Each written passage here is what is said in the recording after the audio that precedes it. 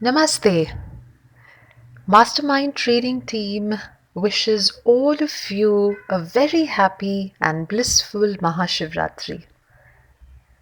As we prepare to celebrate this holy night in Shiva consciousness, let us reflect upon a few points that will actually help us make this night even more special, holy, and divine.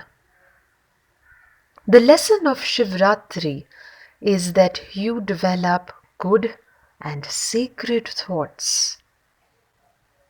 It is that time when you endeavor to give up any limiting beliefs, negative thoughts that separate you from another. It is the time when you seek to become one with the divine within you by reflecting on your inherent divinity. Shivratri is that sacred night when we develop sacred ideals. It is the night that will shape you into divine love. It is the day when you give up any qualities that stop you from realizing who you are.